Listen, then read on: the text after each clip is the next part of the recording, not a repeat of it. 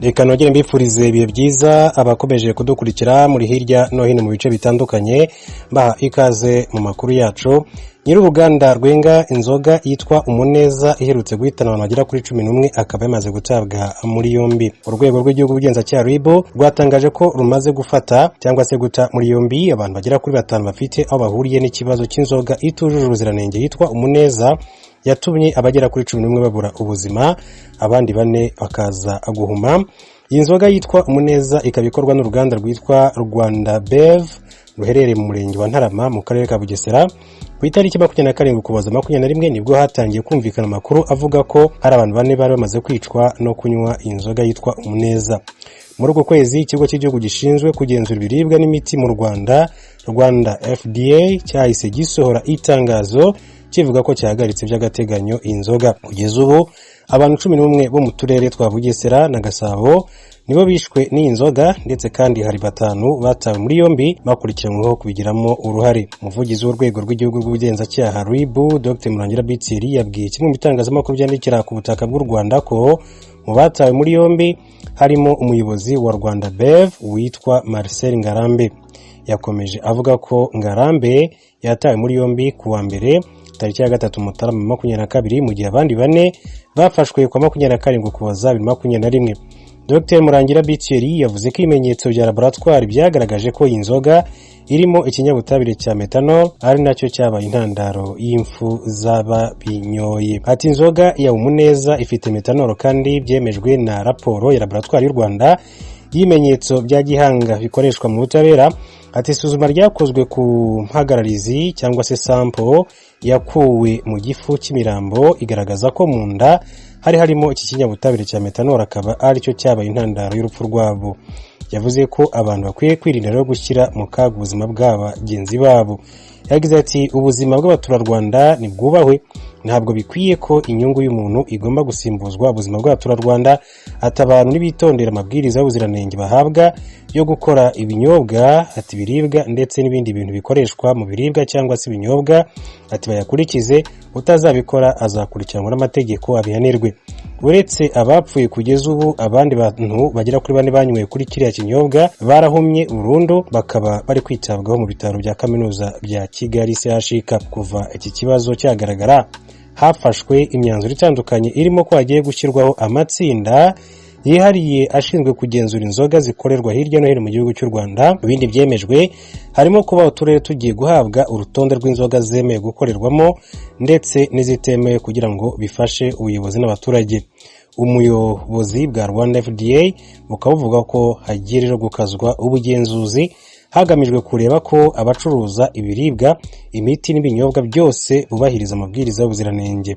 Abatawe muri yombi bakaba bafungiye kuri sitasiyo ya RIB ya Kimihurura, iya Kicukiro n'iya Gikondo mu gihe hagikorwa iperereza kugira ngo dosiye zabo zishyikirizwe ubushinjacyaha nk'uko amakuru atugera akomeza kugenda abivuga. Amakuru yo mu karere k'ibiyaga binini, ingabo z'u Burundi zakoze igitero ku bagwanya ubutegetsi b'umugwi Red Tabara ari mu bice bitandukanye by'imisozi miremire ya groupement ya Kigoma iri muri territoire ya Uvira, intara ya Kivu yo mu bumanuko. Inkuru y'umumenyesha makuru w'ijwi ry'Amerika Vedaste Ngabo ari Uvira. Amakuru dukesha bamwe mu bakongomani bari kumwe n'igisirikare cy'u Burundi batashatse ko tuvuga amazina yabo, bavuga ko igisirikare cy'u Burundi ejo ku cyumweru cyagabye ibitero ku nyeshamba z'abarundi za Red Tabara, bazirukana muri bimwe mu birindiro byazo byari Kashengo, Kitavuza Mpegeri ndetse na Rukuka. Andi makuru ava muri ibyo bice biri kuberamo imigwano y'ingabo z'u Burundi na Red Tabara yemeza yuko ari inyeshamba imwe ya Red Tabara igisirikare cy'u Burundi cyafatiye ahitwa ku Kijyama. Ijwi ry'Amerika ryavugishije umuvugizi w'inyeshamba z'abarundi za Red Tabara Patrick Nahimana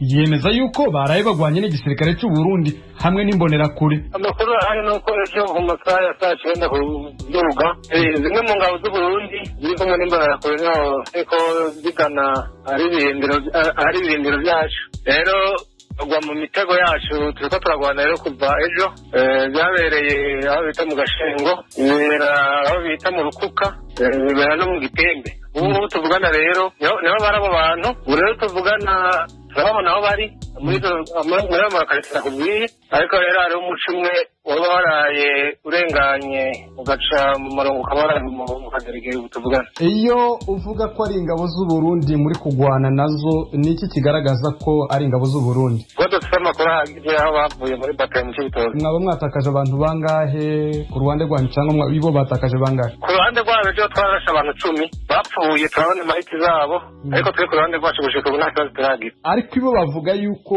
hari umugwanyi wanyu bafatiye ku kijyamo ejo.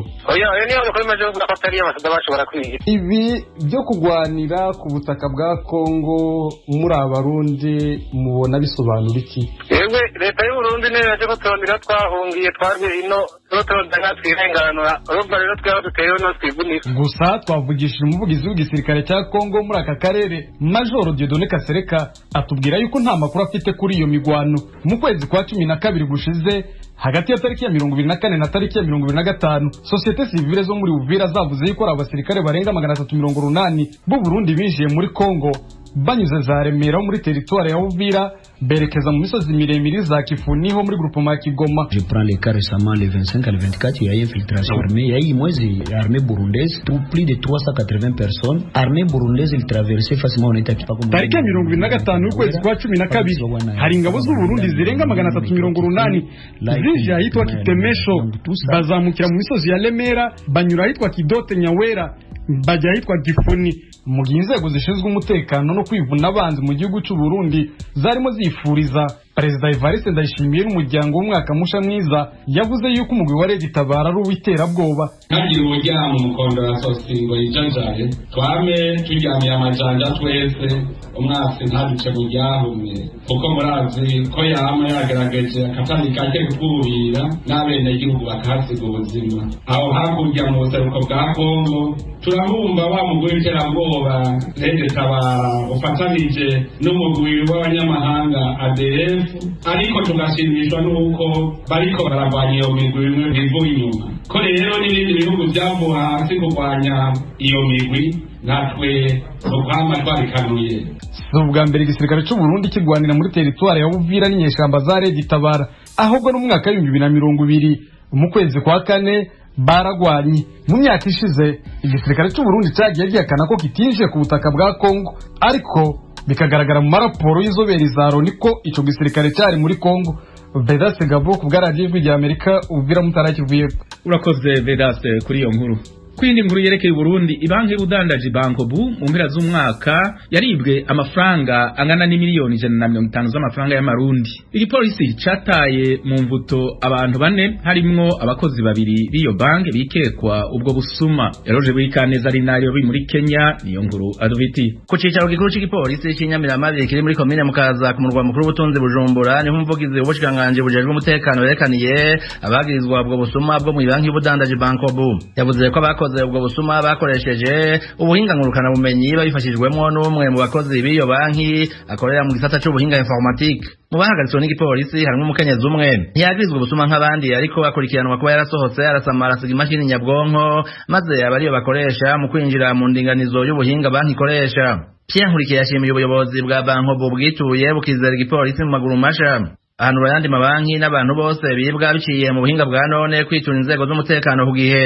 Ariho mu yandi mabanki aho bivye amamiliyari n'amamiliyari mbere baranajabuka n'igihugu batarafatwa kubera kuko bene ayo mabanki batihuse guca babwira igipolisi kandi gifite ubuhinga bwo gushobora kubatura. Ara tugasaba n'ayandi mabanki ko gihe cyose habaye ubusuma boca babwira n'ingoga igipolisi, kandi haturararikira n'abandi bantu bose bashobora kuba bibwa muri ubwo buryo bakoresha ubuhinga ngurukana bumenyi, baba ari babandi bibwa biciye ku matelefone. N'ubu ngaha mu gipolisi turakomeza kwakira abantu baza kwitwara bavuga ko abantu babandikiye ubutumwa kuri telefone bababwira ngo bagomba kubaha akazi ngo batanga amafaranga kubaha ingurane, ngo ifashanyo, bakanabeshera abakuru cyane bo muri kino gihugu ngo ni kanaka ngo ariko